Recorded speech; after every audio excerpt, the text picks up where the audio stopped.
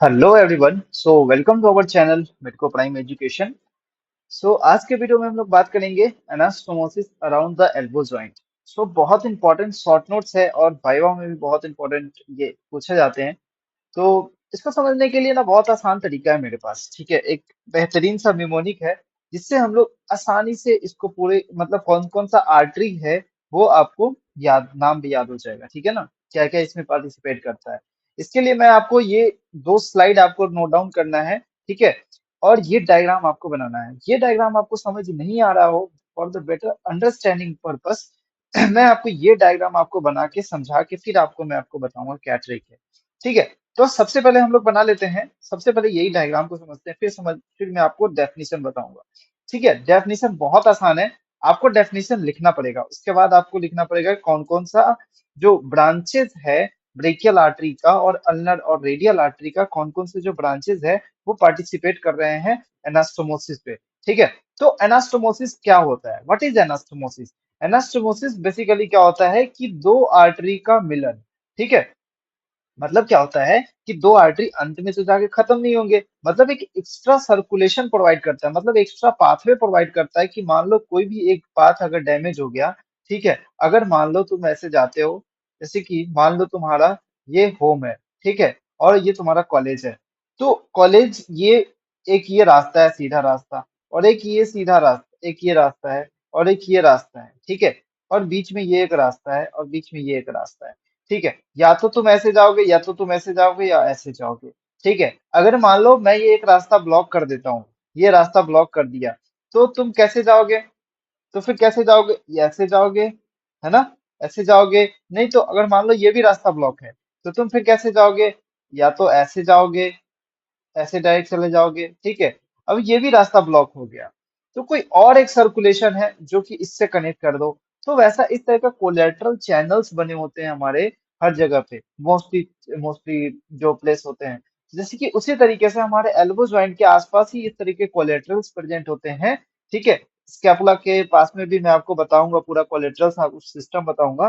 ठीक है, वो सारा चीज स्कैपुलर एनास्टोमोसिस भी बनते हैं, जैसे कि है ना, इसका अलग एग्जांपल हम लोग बोल सकते हैं। ठीक है, तो हम लोग सबसे पहले अभी बात कर लेते हैं एल्बो जॉइंट के बारे में। ठीक है, एल्बो जॉइंट अब मैं आपको बता चुका हूं, अगर blood supply of elbow joint अगर करके क्वेश्चन आता है तो आपको anastomosis around the elbow joint ही लिखना है। ठीक है, ओके। तो क्या लिखना है आपको, anastomosis around the elbow joint, है ना। चलो, अब मैं आपको एक डायग्राम बना के दिखाता हूँ। ये डायग्राम आपको सबको बनाना है। ठीक है ना, ओके। सो हम बोलते हैं कि ये जो एक बोन है, इस बोन को क्या नाम दिए हम लोग, ह्यूमरस बोन। ठीक है, इस बोन को क्या नाम दिए हम लोग, ह्यूमरस बोन। ठीक है, ये इस तरीके थोड़ा डायग्राम खराब होगा, बट ये इस तरीके से ये जो बोन है, ये बोन को हम लोग क्या बोलते हैं, ह्यूमरस बोन। ओके, इस बोन को हम लोग क्या बोलते हैं, ह्यूमरस बोन। ठीक है ना, हाँ। तो ये ह्यूमरस बोन हो गया ऊपर में। नीचे रेडियल साइड में कौन सा बोन होगा, लैटरल साइड में कौन सा बोन होगा, इस तरीके से आपको रेडियल बोन दिखाना होता है। थोड़ा सा इस तरीके से, है ना, इस तरीके से आपको रेडियल बोन दिखाना होता है हमेशा ही। ठीक है, ये आपका रेडियल बोन हो गया, ये आपका अल्ना हो गया। ठीक है ना, ठीक है, ये आपका इस तरीके से अल्ना हो गया। ठीक है, ये इस तरीके से,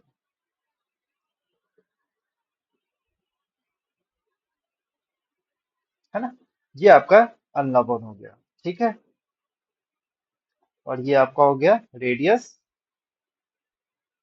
ठीक है, और ये आपका हो गया ह्यूमरस। ओके, अब यहाँ तक बात क्लियर है। आप एक बात बताओ कि ऊपर से जो आर्टरी आता है, ये आर्टरी को क्या बोलते हैं। ये आर्टरी को एकदम बीचों बीच आता है, ये आर्टरी को क्या बोलते हैं। इसको थोड़ा सा और मैं मोटा करता हूँ क्योंकि ये मेन आर्टरी है। ठीक है, ये जो आर्टरी आता है, इस आर्टरी को क्या बोलते हैं, इस आर्टरी को हम लोग बोलते हैं ब्रेकियल आर्टरी। ठीक है, ब्रेकियल आर्टरी हम लोग बोलते हैं, ये पूरे जो ह्यूमरस के पास में रन करता है। ये जो आर्टरी होता है ना, इसको बोलते हैं हम लोग ब्रेकियल आर्टरी। ठीक है ना, ह्यूमरस पे यहाँ मिटा देता हूँ। ये जो आर्टरी है इसको आर्टरी को बोलते हैं ब्रेकियल आर्टरी। अब ये ब्रेकियल आर्टरी क्यूबाइटल फोसा के पास में दो आर्टरी में डिवाइड कर जाता है। एक तो पहला आर्टरी रेडियल आर्टरी रेडियस की तरफ जाएगा, और दूसरा एक आर्टरी होगा जिसको बोलेंगे अल्नर आर्टरी। ठीक है। एक जो पहला आर्टरी है उसको बोलेंगे रेडियल आर्टरी। ठीक है, ये रेडियस की तरफ जा रहा है। ओके। हाँ ठीक है। थोड़ा सा ये आर्टरी को मोटा बना देते हैं, है ना। ओके।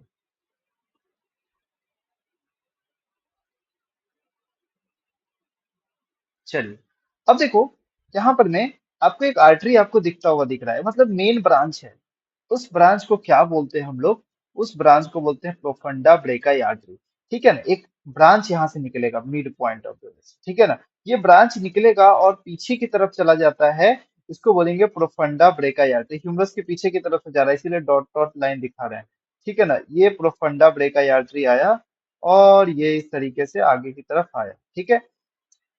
हाँ, अब ये जो आता है ना, ये दो ब्रांच देगा आपको। कौन सा ब्रांच देगा? ये आपको दो ब्रांच देगा यहाँ से, है ना। ये आपको दो ब्रांच देगा। एक आपको पोस्टीरियर डिसेंडिंग आर्टरी जो पोस्टीरियर की तरफ जाएगा। ठीक है, ये पोस्टीरियर की तरफ चला जाता है, इसको बोलेंगे पोस्टीरियर डिसेंडिंग आर्टरी। एक ब्रांच देगा एंटीरियर डिसेंडिंग आर्टरी। तो ये जो आर्टरी है ये हो गया एंटीरियर डिसेंडिंग आर्टरी, और ये हो गया पोस्टीरियर डिसेंडिंग आर्टरी। ठीक है। ओके, समझ में आ गया। अभी मैं सबका नामकरण करूंगा, बट एक बात आप समझो, पूरा कोर्स आप समझो, फिर आपको अच्छे से समझ में आएगा। ठीक है। अब एक दो ब्रांच निकलते हैं, दो ब्रांच निकलते हैं। कौन कौन सा ब्रांच? जिस सीक्वेंस पे मैं डायग्राम बना रहा हूँ उस सीक्वेंस पे आप डायग्राम बना के आप याद करोगे तो कभी नहीं भूलोगे एनास्टोमोसिस, ये इसका। ठीक है ना। मैं इसीलिए खुद से बना रहा हूँ, बल्कि मैं डायग्राम बना के लाया हूं, मैं बता भी सकता हूँ, लेकिन मैं अभी खुद से बना रहा हूँ क्योंकि आपको इसको समझ में आना चाहिए किस तरीके से कोर्स है। ठीक है ना, चलो। अब देखो, दो आर्टरी यहाँ निकलता है। पहला आर्टरी यहाँ पर में सुपीरियर अल्नर कोलेटरल आर्टरी यहाँ पर में आता है, इसको बोलेंगे सुपीरियर अल्नर कोलेटरल आर्टरी। ठीक है। एक आता है उसके नीचे से इंफीरियर अल्नर कोलेटरल आर्टरी। कौन सा आता है? Inferior ulnar collateral artery. ठीक है। ये ब्रांचेस हो गए तुम्हारे पास ह्यूमरस के। ह्यूमरस के कौन कौन से ब्रांचेस पार्टिसिपेट कर, सॉरी, ब्रेकियल आर्टरी के कौन कौन से ब्रांचेस आपको पार्टिसिपेट करे? Superior collateral artery, inferior collateral artery. और इधर ये दो ब्रांचेस आया था प्रोफंडा ब्रेकाई आर्टरी का। कौन सा ब्रांचेस था? Posterior and anterior descending branch. नीचे आता हुआ ब्रांच है, एक पोस्टीरियर जाएगा तो पोस्टीरियर डिसेंडिंग ब्रांच। एक आगे आता हुआ ब्रांच है, उसको बोलेंगे एंटीरियर डिसेंडिंग ब्रांच। ठीक है, मैं आपको थोड़ा सा ओवरव्यू दे देता हूँ। ये देखो, ये प्रोफंडा ब्रेकाई आर्टरी है। ये प्रोफंडा ब्रेकाई आर्टरी पीछे गया, दो आर्टरी बनाया, पीछे की तरफ से जा रहा है। ये देखो, ये आपको पीछे की तरफ से जा रहा है, इसको बोलेंगे पोस्टीरियर डिसेंडिंग ब्रांच, या फिर रेडियल कोलेटरल आर्टरी बोलेंगे, या फिर ये मीडियल कोलेटरल आर्टरी, आपको मिडिल कोलेटरल आर्टरी भी बोल सकते हैं। ठीक है। एक एंटीरियर डिसेंडिंग ब्रांच है, इसको मिडिल मिडिल कोलेटरल आर्टरी बोलेंगे। ठीक है, okay. Superior ulnar collateral artery आपको दिख रहा है, ये वाला जो आर्टरी है सुपीरियर अल्नर कोलेटरल आर्टरी, और ये वाला जो artery inferior ulnar collateral artery. समझ में आ गया बात? इसीलिए मैं आपको ये डायग्राम रखा था, ये आपको बनाना नहीं है, ये बस आपको समझाने के लिए। ठीक है। ओके। नाउ, अब देखो, अल्नर से दो ब्रांच निकलेगा, अल्नर आर्टरी से दो ब्रांचेस निकलेंगे, उस आर्टरी का क्या नाम है? देखो, एक आगे जाएगा, एक पीछे जाएगा। ठीक है।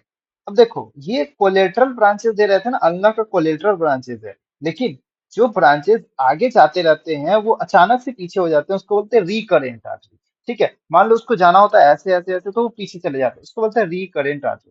ठीक है। तो ऐसा ही कुछ आर्टरी है, तो ये पीछे से आकर, अरे मेरा दोस्त छूट गया, ऐसे करके, तो ये इसके यहाँ जाते हैं, इस आर्टरी को बोलते हैं एंटीरियर अल्नर रिकरेंट आर्टरी। ठीक है। कुछ एक आर्टरी होते हैं जो ऊपर जाते हैं और पोस्टीरियर की तरफ चले जाते हैं, ये पोस्टीरियर अल्नर कोलेटरल आर्टरी। ठीक है, मैं अभी आपको डायग्राम दिखाया था, ये जो आर्टरी है, ये जो आर्टरी आपको बताया था सुपीरियर अल्नर कोलेटरल आर्टरी। ठीक है, ये जो आर्टरी आपको बताया था, इस आर्टरी पीछे की तरफ जा रहा था। अब देखो, यहाँ पर में ये जो सुपीरियर अल्नर कोलेटरल आर्टरी है, ये पीछे की तरफ जा रहा है। ठीक है ना। Okay okay okay.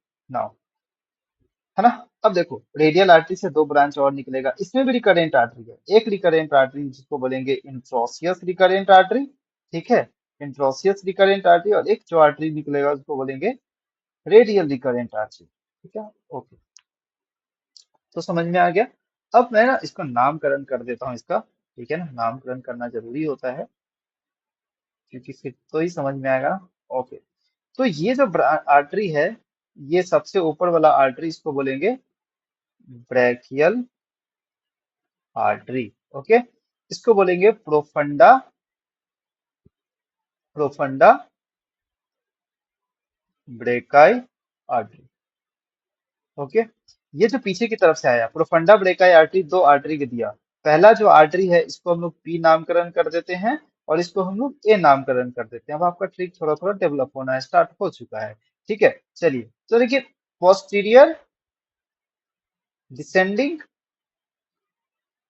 ब्रांच, ठीक है, ये दो ब्रांच आपको देगा। ठीक है, पोस्टीरियर डिसेंडिंग ब्रांच और एज का मतलब anterior descending branch. Okay, now अब देखो, अब इंट्रोसियस रिकरेंट आर्टरी है, एक ही जो आर्टरी है इसको हम लोग दे देते हैं आई, ठीक है, और इसको हम लोग दे देते हैं आर, इसको हम लोग दे देते हैं नाम आर। आई से क्या लिख याद कर सकते हैं, interosseous, interosseous recurrent artery. Okay, और ये आर से क्या बोल देते हैं हम लोग, रेडियल रिकरेंट आर्टरी। ओके, और ये आर्टरी का नाम है, ये आर्टरी को क्या बोलेंगे हम लोग, रेडियल आर्टरी। ठीक है, रेडियल आर्टरी, और इस आर्टरी को क्या बोल देंगे हम लोग, अल्नर आर्टरी। ठीक है, ओके चलो, अब इस साइड का नामकरण करते हैं। इसको हम लोग बोल देते हैं एस, इसको बोल देते हैं हम लोग आई। तो एस का मतलब क्या हो गया, सुपीरियर अल्नर, इतना sorry, superior ulnar collateral artery. ठीक है, इसको हम लोग बोलेंगे इंफीरियर अल्नर कोलेटरल आर्टरी। ठीक है, ये हो जाएगा हमारे पास पी, ठीक है, और ये हमारे पास हो जाएगा ए, ये आर्टरी। तो ये जो आर्टरी निकल रहा है पोस्टीरियर अल्नर कोलेटरल आर्टरी हो जाएगा, सेम वही हो जाएगा जो आप लिख लो, ठीक है ना, ऊपर से। और ये जो आर्टरी है ये एंटीरियर अल्नर कोलेटरल आर्टरी। ठीक है, अल्नर कोलेटरल आर्टरी, ये आप लिख लोगे, ठीक है। हाँ, अब मैं आपको ट्रिक बताने जा रहा हूँ। अब आपको समझ में आ गया कौन कौन सा आर्टरी पार्टिसिपेट कर रहा है। मैं आपको ट्रिक में ये बता रहा था कि, मैं आपको ट्रिक में ये बता रहा था कि आपको ये याद रखना है। ठीक है, आपको क्या याद रखना है, एस आई पी ए। ठीक है, क्या याद रखना है, एस आई पी ए, और क्या याद रखना है, P A, S I P ए से उसके बाद आपको क्या याद रखना है, पेयर। ठीक है, सिप्पा पेयर, क्या याद रखना है आपको, Sippa pair, P A I are.